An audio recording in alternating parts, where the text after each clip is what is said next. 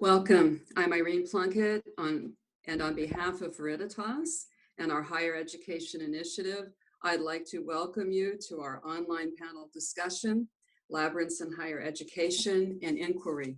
Just to give you a sense of our format today, we've gathered 4 panelists, each with an individual story, an institutional and individual story that's very interesting. I will let them introduce themselves in a few minutes. And we have divided our questions for the panelists into 3 general areas: past, how they got started; present, what's going on now; and future, what they anticipate, hope for, planning for the future. Each panelist has his or her own story, as you will see. And this is our attempt to begin this discussion. We think this is a very fruitful area for us to be looking at, for educators to be considering, and we welcome you. We're happy that you're with us today. With that said, I would like the panelists to give a brief introduction of themselves, their institution, and their work, just very quick, and then we'll go into the questions themselves, which I will read to you so you have a sense of what they were looking at as they prepared. We'll start with Marie-Therese Champagne. I'm Marie-Therese, and I'm in my 13th year of teaching in higher education. I'm a medieval historian. I teach at the University of West Florida, which is a public institution. We have about 13,000 students, and so I've done this many times, and it's expanded, but I'm doing it in an academic setting in a public university. Thank you. Our second panelist is John Powers. I'm John Powers, the university chaplain at Ohio Wesleyan in Ohio. And I've been doing university chaplaincy ministry for 4 study as well as faith work with it. And I'll be eager to share that with y'all. Thank you. Mark Orton. Hi, my name is Mark Orton, and I'm the Dean for Spiritual and Religious Life at Middlebury College in Vermont, where I am in my 2nd year. I was for 11 years the Presbyterian chaplain at Princeton University, and then for 13 years the Dean for Spiritual and Religious Life at Denison in Ohio, just up the road from John. While I was at Princeton, I was a walker of Labyrinths, and then at Denison we built a labyrinth with the help of Lars, who's part of this panel, as I understand, hosting us. And then at Middlebury, in our 1st year, we were able to build a labyrinth out of field stones outside at a place that we call the farm or the knoll. Thank you. Diane Bock. Good morning. My name is Diane Bock, and I'm a professor emerita at the University of Central Oklahoma in Edmond, Oklahoma. We are a metropolitan university. We have over 17,000 students. We're a public university. And my work with the Labyrinth began there in 2003 when I joined the faculty. I was a faculty coordinated the community public health program and also our graduate program as well. So we have a beautiful labyrinth, a permanent labyrinth on our campus, and I'll be talking more about that as we go along. Thank you so much. So now you have a sense of our panelists. Here are the questions that they were asked to begin looking at the past. There are 2 questions, and each panelist took these questions and shaped them into his or her own response based on their experience and sort of what they were doing. One is describe your labyrinth and its setting, as well as who is responsible and in what department it resides. 2, describe your initial work with the Labyrinth on your campus. What challenges, institutional or otherwise, did you experience as you began your work? And what level and or types of support did you have? So just to say again, each panelist took these questions and shaped them in a way that was going to reflect best their own experience. So we'll start again with you, Marie-Therese. I first learned of the Labyrinth at Shop Cathedral in the context of graduate school in a class on Gothic art history. And so I knew about it, I visited it, and then when I began to teach, I started to use it in the context of medieval history classes. what I did initially, I was teaching at another university, St. Thomas University in Miami, and I raised money all over campus to rent one, and it was shipped in from somewhere else in the country. It may be Iowa, I can't remember, but that was a challenge. That was a challenge, and we set it up in the chapel. Here at the University of West Florida, I'm in a public university.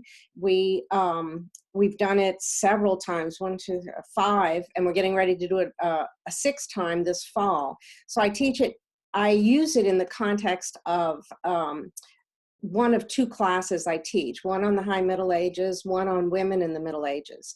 And what's interesting is how the students have reacted to it in the past. This is also a student-run activity. We keep it open for several days.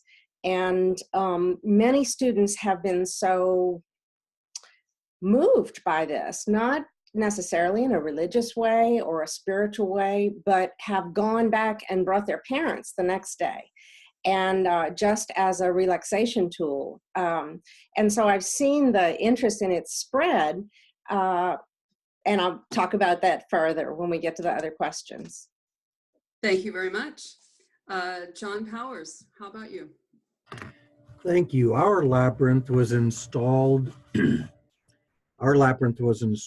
couple years ago as a family gift to the university to honor one of our life trustees, alumna Kathy Rhinesmith, and it was constructed through Veriditas as a replica in both style, size, and content of the labyrinth at Chartres Cathedral.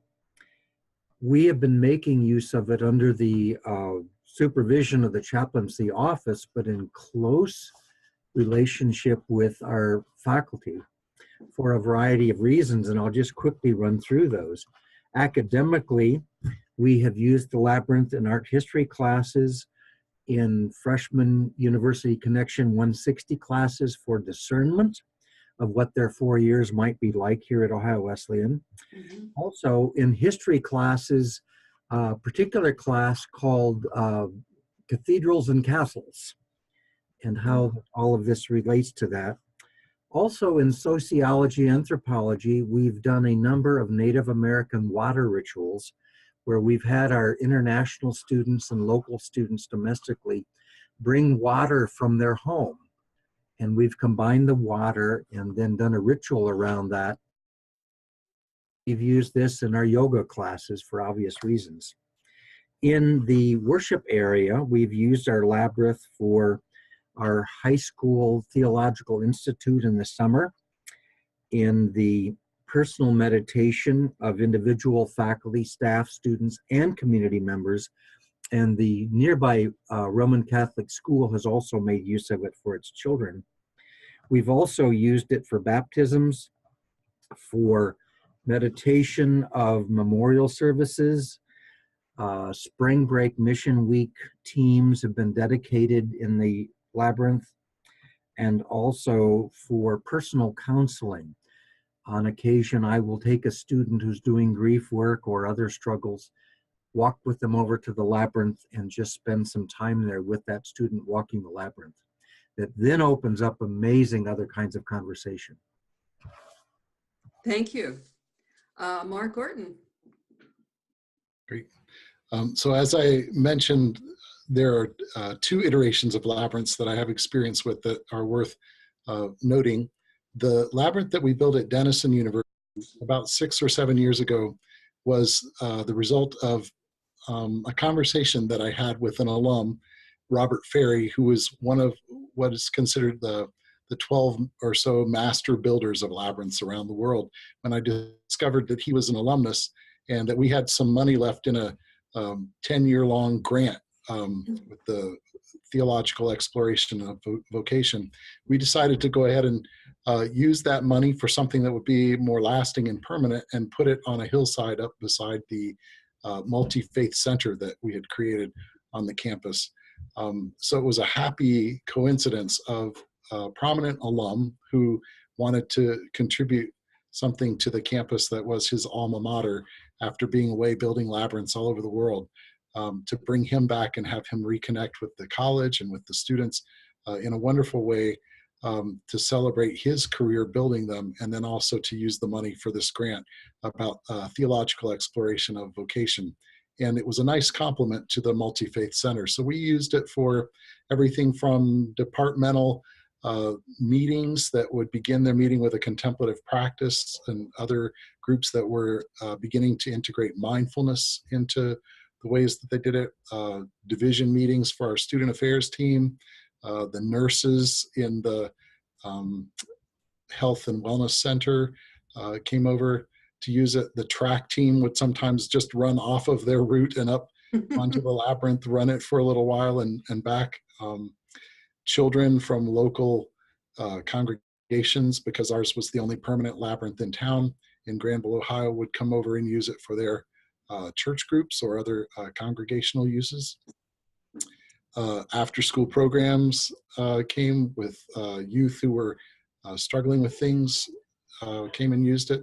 And then obviously for other student programming that I did, both of a multi-faith nature, opening and closing rituals for those groups at the beginning or ending of a year, or as John said, for personal use with students who needed some time and some space to walk and talk through things in a more peripatetic way. And then when I came to Middlebury, there was already some energy and excitement around the possibility of a labyrinth. So it didn't take much to kindle that. We were able to cobble together funding from both my office, the Spiritual and Religious Life Office, and an environmental sustainability office, which is very successful and prominent at Middlebury, where they were thinking of ways to move beyond only experiencing sustainability as a organic farming kind of thing, but also a farming of and growing of the interior. And so where a bench had been dedicated by the Dalai Lama about 5 years ago, they were planting a serenity, or are going to plant a serenity garden that will wind its way over to the labyrinth. And so there are ways for students who are there as interns and others who go out there to use the labyrinth as a way of integrating the work that they do on the farm and the knoll and the interior work of that journey. And because it's a recent development on our campus in the fall, in Vermont, we haven't had as many opportunities to use it because it's been covered in snow, although it's a beautiful labyrinth, and some students actually do walk it in the snow. So we'll see. The uses are still yet to be discovered. Thank you, Mark. Diane. Yes, good morning. Our University of Central Oklahoma Labyrinth was actually dedicated in the fall of 2013. It's located in a very beautiful setting on our campus. It's on one side is the Y Chapel, which is a triangular building, and there are benches around it. And our brick paver artist, Marty and Debbie Carmine, created that labyrinth. And I was a professor in the Department of Kinesiology and Health Studies at the time, and worked with the Labyrinth actually starting when I joined campus in 2003. And today, after I retired in 2015, Dr. Melissa Powers has assumed those responsibilities of what I like to call just the campus labyrinth champion, because I really believe that every labyrinth on a campus needs to create that follow-up when that person leaves who maybe initiated the work. And my work with campus actually started in an unusual way. Our campus leaders have a yearly retreat, and one of the things that they did, they ordered a canvas labyrinth, but it didn't come in. And I happened to see this on our campus website, and so I'd been working with a local church, and I borrowed our 11th circuit from the church and took to that retreat. it was so well received. I mean, it was really amazing, the way the students interacted with the labyrinth and said they wanted to do it again. So shortly after that, we started painting labyrinths on the grass on campus. And we painted them for Earth Day, we painted them for all kinds of events, and we had a new president on campus. And so we actually had, for his inauguration, we had a big, large 11th Circuit labyrinth painted on campus that my students in my leadership class helped to staff. And so that was a really wonderful experience. We use the labyrinth a lot. We have had all kinds of events on the labyrinth. We've had yoga students that go out. We've had all kinds of things that we do, but we started, then we created a labyrinth research group. And one of the things that was special about that group is that we use the labyrinth every time before our meeting. And so oftentimes we'd roll out a canvas labyrinth to start the meeting, and then other times we would just use our wooden labyrinths. So that was really very, very helpful. And then once I became the research chair of the Labyrinth Society, then I was able to do more things, and we started doing more research on our campus, which we do today.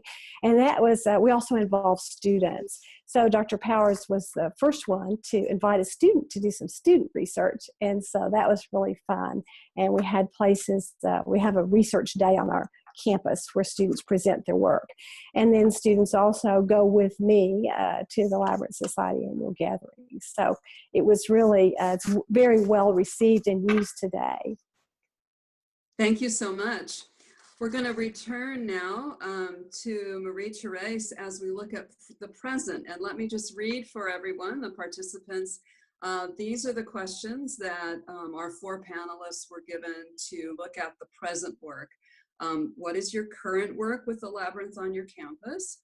What, if any, institutional and/or community participation has there been? Have you seen any growth or increase in interest in your work so far? And has the use of the Labyrinth spread to other departments? If so, please describe. And again, these questions were given to the panelists as a way of looking at their current work. And you'll see the different panelists will reflect very different experiences and priorities as they look at these 3 questions. But again, we've moved from the past and more now into the present. So Marie-Therese, could you speak to this, please? What I'm planning to do this fall is, again, set this up in the context of a class and, again, borrow the Labyrinth. The 5 times I've done this since I've been at this university since 2009, the Episcopal Diocese of the Central Gulf Coast has been very generous and loaned it out. And so that has saved me from fundraising. I should have said that earlier, but which we all do so much of. But in the context of academics, I think what I'm looking for is to make this more interdisciplinary and multidisciplinary. In higher education now, we know that we are being asked to do more activities that are experiential learning, high impact practices in learning, and also for the students to take more of a role in project management. So it is a student-run, student-facilitated project that lasts over 4 days. I'm planning again to do what I've done before. I reserved this large room that's in the Student Commons building. So it is a central location. We use incense. I receive it, I bought, my local parish has been very generous in giving us incense. We use candlelight and also contemporary music. Leonine and Perotin were 2 of the composers around when the Chartres Labyrinth was created, circa 1200, we'll say. And so much of this music has been recorded and is available on CD. So we play that. And again, we're planning to have what we did last time, which is the university singers learned Gregorian chant and actually came in costume from our theater department as nuns and monks and chanted for an hour each day that it was open. That was phenomenal. That was amazing. And so what I've done is really taken the students on a field trip to Chartres Cathedral without leaving Pensacola. That's what we're trying to do. The only thing we don't have is a stone vault for the effect of the echo. It's just so beautiful when you're over in those churches. And it has spread to the community in certain ways. I was just recently asked to give a talk at a local Episcopal church. The diocese referred them to me to talk about the history. And I usually give a talk to my class and to an open audience to the community on the history of the labyrinth, going back into prehistoric circular designs, spiral designs. And so that has been something that is starting to spread, and I'm very happy with that. Let's see. The only other thing I can say about right now is I'm trying to more and more expose students to new things. And since I teach medieval history, it is very much the history of Christianity in Europe. And many students have very little understanding of Christianity. And so what I've done is really bring something new to them that can affect them, that can improve their life, no matter what their personal, religious, spiritual, non-spiritual position is. Thank you. John Powers, how about you? Yes, we are emerging with some new ideas. And at the end of this hour with my colleagues, Mark and Marie-Therese and Diane, I think I'm going to expand this 1,000-fold. We've had a group of Jewish and Catholic student leaders who are preparing a spring break venture to Rome to study first century Christian-Jewish relationships. And they've been making use of the labyrinth to do reflection and study in preparation for their journey together. We've also been able to use the labyrinth to dedicate student initiatives of gifts to the community. Just yesterday, we donated from an initiative by our Muslim, Jewish, Catholic, Protestant, Buddhist, and Hindu student groups 3,352 diapers to a diaper bank in town. The students wanted a diaper party, and I said, explain to me what you mean by that. And we've raised these diapers and dedicated them. And again, the labyrinth is a perfect place to act out that kind of gift giving. Finally, we're doing major landscaping. We had a recent alum who, along with her husband, the students here in the 80s, walked this very space that Kathy Reinsmith located at the center of campus, a natural grove of tall trees all around it.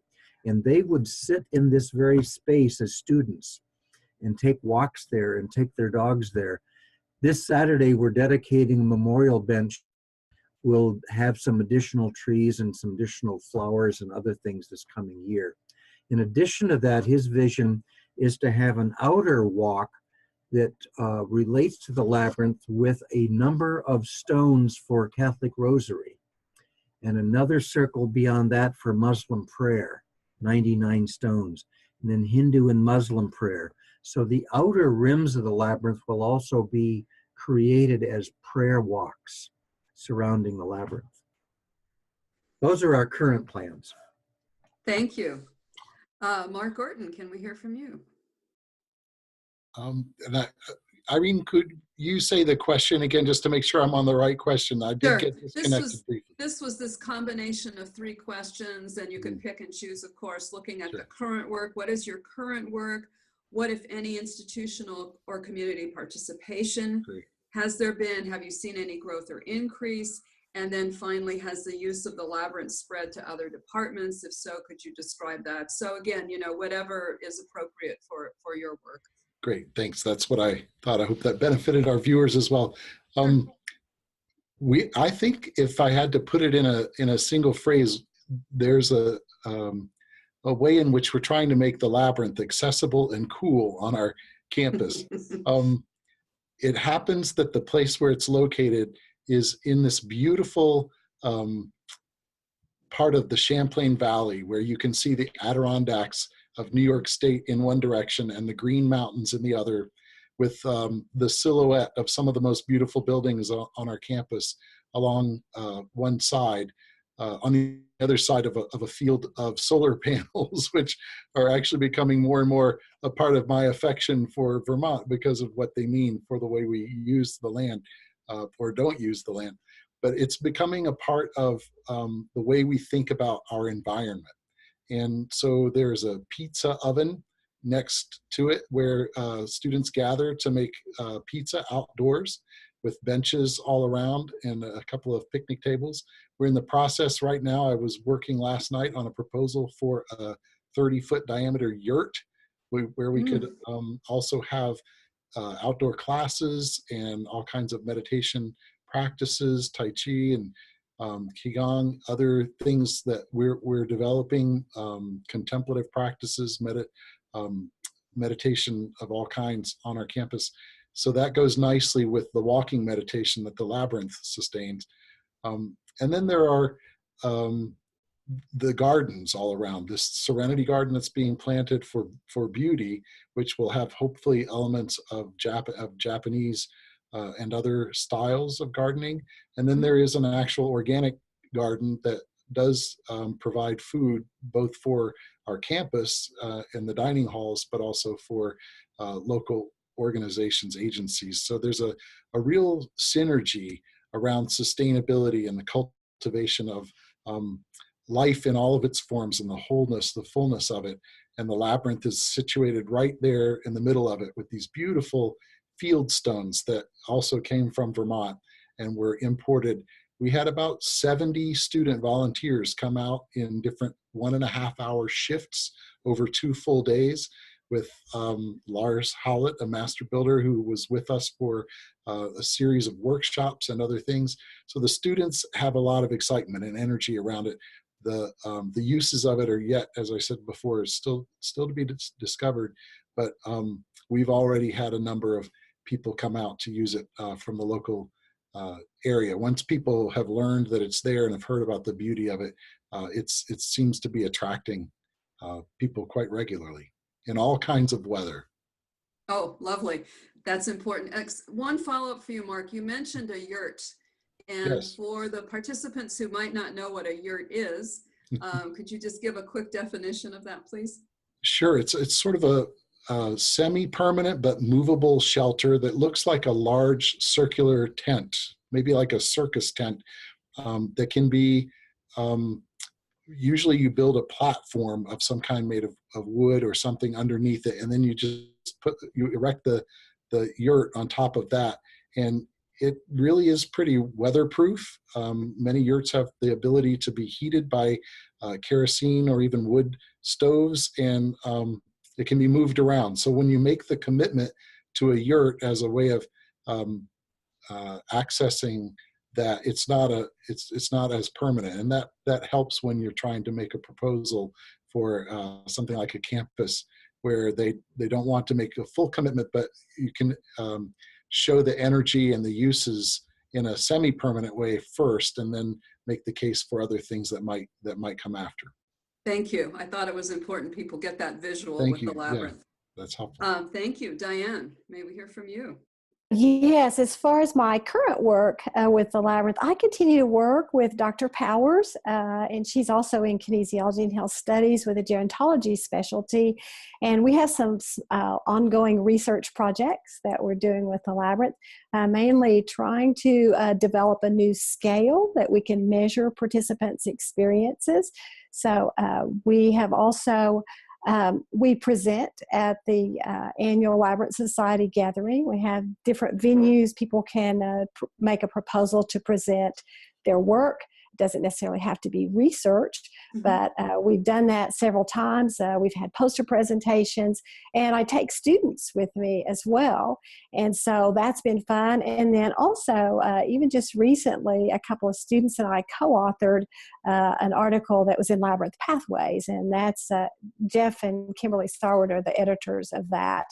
And then I also provide consultation to faculty. Faculty many times are applying for grants, on-campus grants, grants. We have a very strong on-campus grants program, and they might need some specific resources, or they might want to know some specific history, and so I'm able to provide that for them, and also images of labyrinths that I've taken. And then one of the things was asking about institutional and community participation. I feel like that's one of our strongest areas that we have. I mentioned that we used it for the temporary labyrinth for the inauguration of President Betts, but then all of our students take a class called Healthy Life Skills. And in that class, one of the things that the faculty who coordinated that asked if I would write just a one-page introduction to the labyrinth, and then also create some reflection questions, and then an image of the labyrinth, and that's actually in that textbook. And so it's really great because they have the 11th Circuit. It's the same image as ours. Ours is a paver labyrinth and a replica of the Chartres Cathedral in France. So that's been really great. And there have been several faculty who have actually done some research studies with that, collecting that information. One of the things that we found in our research is that it's always good to include some qualitative questions because we have these brief questions, and students, it is just a class period. Mm-hmm. So when you're trying to take 30 students through, it's time is of the essence. So, but the qualitative questions have really proved some great information for us. Nursing students walk the labyrinths. We sponsor usually the student groups will get together and sponsor labyrinth walks during finals week, and we coordinate that through the counseling center and through our wellness center. So one of the things I think that has happened with us that's been so beneficial is that we include several different groups on campus when we do events, and that's been very, very helpful. And then I facilitate walks for community groups. They ask if they can bring a group in, and so I do those. We've had them for Earth Day, Worldwide Labyrinth Day, of course, Work of Women, and then as far as other departments, it's been so much fun. We've had actually performances from the dance department. Our theater department as well does brings all kinds of students to the labyrinth. The art department and the history students when they study their medieval history. So it's been exciting to see just actually the journey of the labyrinth on our campus, not only the physical labyrinth, but just the motion that's come forward with that. Thank you so much. I hope that we can all sort of see this very wide variety. And I want to thank the panelists for trying to capture what is obviously very creative and dynamic experiences for them into something that is really giving us a sense of both the breadth and the depth of possibilities here. And in that vein, I'd like to read to everyone the two questions that we formulated for the panelists to consider in terms of looking at the future. And so to ask them, what goals, plans, or ideas do you have in mind for your campus labyrinth work moving forward? And this is something that, in Veriditas, we're sort of really trying to get a sense of this. What resources would have been helpful to you in your labyrinth work? So this is like looking forward and looking past, or what resources would have been helpful to you initially. So again, what are your goals, plans, what's your vision moving forward? And now as you're at this point, which is the future of when you started, right? What resources would have been helpful to you? And again, being mindful that the people who are joining us today are at all different phases of the planning and or exploration, and also that Veriditas as an organization is really interested in looking at this about resources, and we'll talk a little bit about some of those resources as we finish up today. With that sort of dual-pronged futuristic question, I'd like to go back again to Marie-Therese. Thank you. I am getting so many ideas from all of you. This is fantastic. I'm busy writing down so much. Good. What I would like to do in the future is actually build a permanent one on campus. We did have a movement, a brief movement for that based on staff who had requested this. They found it so helpful. One of the problems I find is that in a university such as this, where we have a heavy teaching load, it's very difficult to get many classes to participate unless you give them very, very advanced notice. So I'm going to try to do better with that for the fall. There are many things that I would like to do that I think would make this more of a presence on campus, such as building the permanent one. The resources that are most helpful for that are plans, directions for proceeding to build a permanent one. So I think having that on campus and bringing in our nursing program, we also have a social work program, psychology department. So there are many groups that probably would be interested in promoting something like this.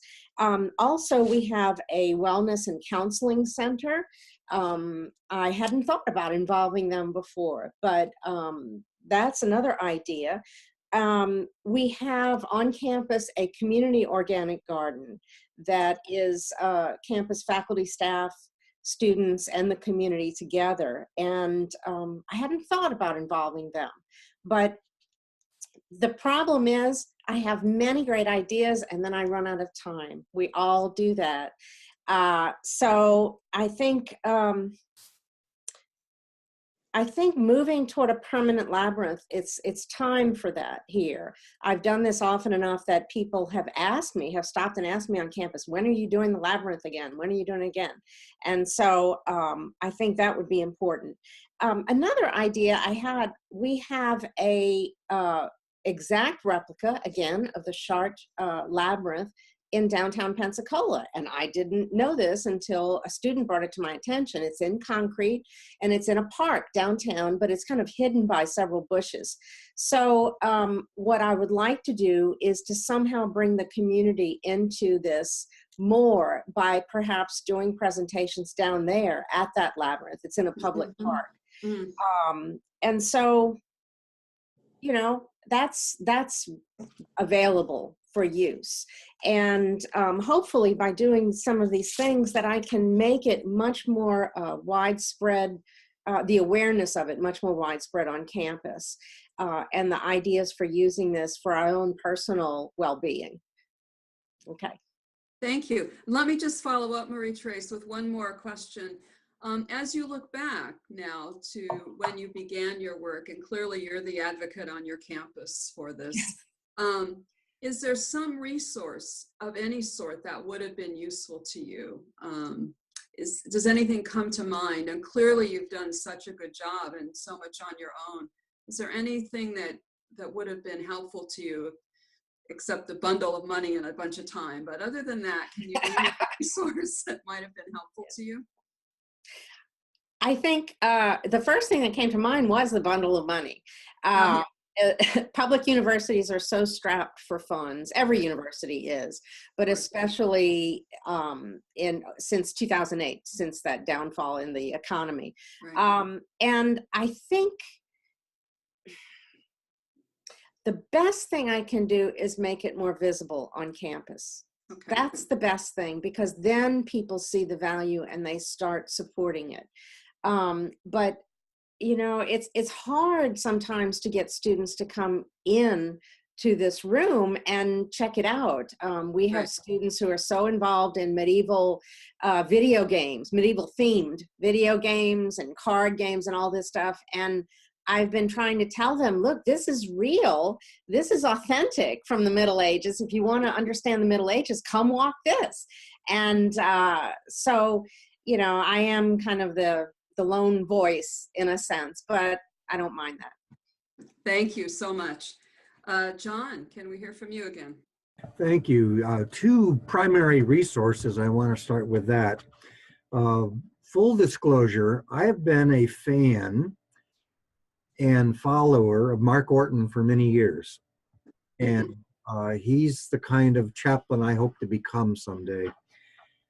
Second resource.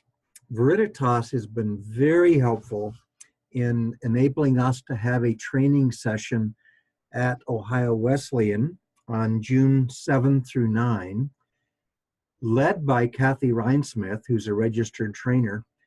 And we have a very generous alum who has given us a little pot of money to cover all the registrations. So if any of y'all would like to participate in this, do let us know, or Veriditas directly, and we would be happy to have you join us for those 3 days of training. The other piece for the future, I have some thoughts and hopes that start with the campus, number one, to include not only more faculty departments, but particularly new employees, trustees, parents, and alumni councils, to bring the councils to the Labyrinth as a part of their agenda for a meeting. Secondly, there are constituencies on our campus that this next year I plan to invite specifically as a group. Public safety, food service, librarians, coaches, admissions, accounting, and mental health counselors, and the health service. Finally, there are some natural community partners that I work with closely that I am planning to invite, again, as a select constituency to make use of the Labyrinth. And I would welcome any suggestions from any of you about how best to do this in terms of assisting them to make best use of this for their needs. And I think Kathy Rhinesmith's training is going to help me with that. Here's a list of those. The county commissioners, there's only 3 of them. I want them to come and walk the Labyrinth with me. The police department, the sheriff's department, area churches, the prisoners who are being released from our jails and prison. We have a powerful restart program that's bringing these folks back into our community. I would like them to walk the Labyrinth with me. Family Promise, our homeless shelter, to bring the children and moms and dads here to walk the Labyrinth with me. Elderly, our assisted living facilities, to bring the staff, food service, and residents to walk the Labyrinth. Downtown merchants to come out of their stores sometime, maybe individually, maybe together. And then also judges and probation officers. Finally, we have 17 people in our congressional district running for Congress this year for 1 seat. I'm inviting all 17 of them, instead of coming to campus to debate, I'm inviting them to come and just walk the Labyrinth with me and see if that wouldn't help them get ready for Congress a little bit better. Those are just some running thoughts I have.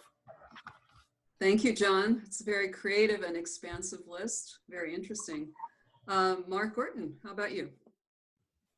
Yes, thanks also, John. Due to bandwidth, I didn't hear part of what I think was a compliment, but I'll watch the recording later, but be assured that it's fully mutual. My regard goes that direction very much. Just in order to supplement what has already been said, some really wonderful ideas already that have come up that are inspiring me to do things. I'm thinking of a couple of things in particular that are really more, rather than thinking of the Labyrinth as a destination or the end, rather a means toward the end. And I'm thinking of 3 things in particular on our campus. We're really investing in mindfulness initiatives and restorative practices. And then also, as I said already, environmental sustainability and things around that. So with regard to those 3 things, I think that may generate, at least for this audience, some helpful thoughts or ideas. For mindfulness practices, as everyone who's watching this already knows the benefit of the Labyrinth for slowing down, for being more fully present, for engaging in the reality of our situation where we are. And so the Labyrinth for mindfulness practices, especially if we could have a structure like a yurt around nearby to sit in circles, that would make a huge difference for people to have an actual place, a location to engage in that. And our mindfulness practices, we're trying to think also pedagogically how they can be incorporated into the classroom so that even those professors who teach science, for example, can use the labyrinth as a way of increasing memory and retention, being more fully present as observers of the natural environment, and on and on. So mindfulness practices is one. Restorative practices is another that goes along with what some people have heard of as restorative justice, which is one, the more formal end of the spectrum of those practices. But it's essentially in a proactive way, getting people to sit more and more in circles and be in relationship and get to know each other. And so by incorporating the labyrinth into those kinds of practices on our campus as we're institutionalizing it, it gives the labyrinth a useful facility for that, and a way for people, again, to be to become, to slow down, to be more present to one another, and then to think in terms of the relationship that they have, not only with each other, but also with themselves and with the environment in our setting. And then the third thing is the sustainability part. We do believe that professors increasingly will want to come out and teach in that environment, not just the ones who deal with the natural sciences, but others as well.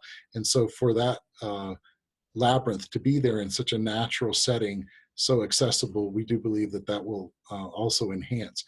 And then the way that Veriditas can be helpful as a resource in that, the things that we need, is exactly what you're doing now. The fact that we know that we're not alone in this, that it's easy to find out who others are that are using labyrinths, who the people are who are knowledgeable about it. In the course of preparing for this webinar, I found out that one of the most expert colleagues in the country happens to spend part of her summers in Vermont, and so we're already making plans to have her come and be with us, Kathy, and that will be a wonderful benefit for us to have her wisdom and experience, knowledge, helping us use the labyrinth more skillfully and more profoundly.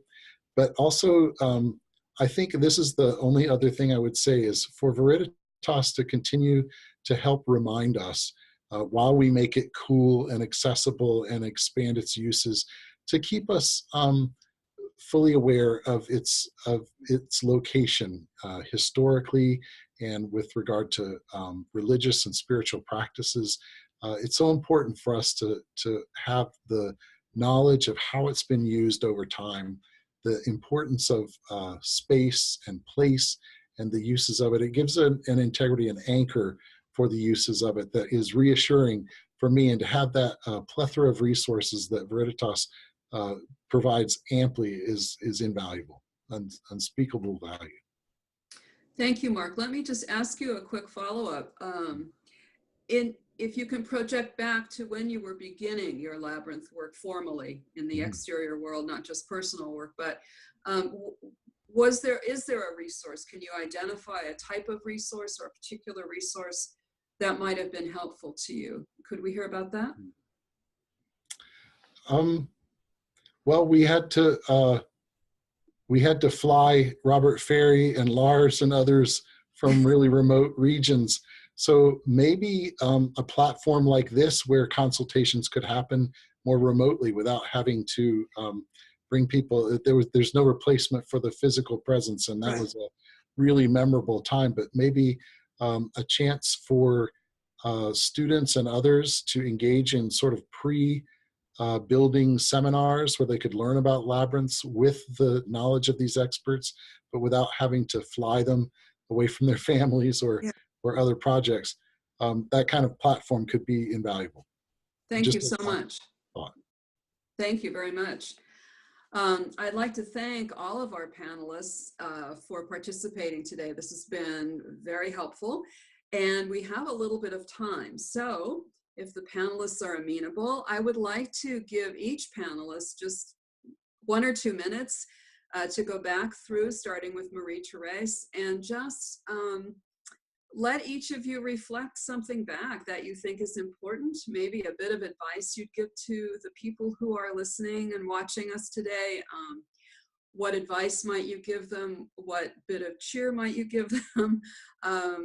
Just sort of what your takeaway from today might be. And so just to give each panelist just 1 or 2 minutes to say something. Marie-Therese, could we start with you again? I think particularly since we're talking about higher education, using it in higher education, some movements within higher education are gaining support, such as service learning. That's another aspect. This can qualify under service learning. Right. Also as a STEAM event, STEAM project. We all know about what STEM stands for, but STEAM adds the arts to it. And I'm already trying to do some more of that work in other areas on campus. We have a new multidisciplinary institute on campus, and that's an idea. I'm thinking about tapping into their assistance to maybe get this done. But I think that the takeaway I have from all of this is when you have a student come to you and say, I've never done this. This is wonderful. Can I do it again? This is great. That makes everything worthwhile. So, thank you. John, how about you? Can we have a moment of your time before we leave today? Absolutely. And I want to thank you, Irene, and all of the folks that you work with for our opportunity to not just share, but learn from each other. I think particularly of a UC 160 student who walked the Labyrinth as a first week, joyful tears. And her instructor said, at the end of this, I want each person to just go home tonight and write a reflection about what happened, using any medium, any sentence structure you wish. She wrote about a 10-page essay, pouring her heart out to discover things, memories, visions that she had never really wanted to share with anybody. And that last fall, she is now a straight A student at Ohio Wesleyan and is just blossoming. Labyrinth didn't do it all, but remember what Mark Orton said, Labyrinth isn't a destination, it's a means toward a greater end. Thank you, John. Mark, how about you? I think I've said as much as I need to say. I'm happy to say more in answer to questions or other things, but yeah. Thank you so much. And Diane? Yes, and I wanted to also comment about our future plans on our campus and say how excited and privileged we were to have all the level of support from our administration, starting with the chair of our department on up to our dean of College of Education, and then our vice president, our provost, and the president. So it's really important to maintain those campus connections. And that's one of the things that Dr. Powers is doing now. The other thing, it's important to plan for TLC, for the permanent labyrinths. Actually, Debbie and Marty Kermit are on our campus as we speak, cleaning our labyrinth, sealing it, and preparing it. And I didn't know that, when we created the labyrinth initially, that would need to be done. And it's important to coordinate with the campus facilities. So the labyrinth, just as we walk, and it has so many circuits that we enjoy maneuvering in, it's also important to include as many people on campus that are possible. And then we are excited because Reverend Dr. Kay Neutert from Veriditas is coming to host a Labyrinth workshop for us in May, followed by a facilitator training.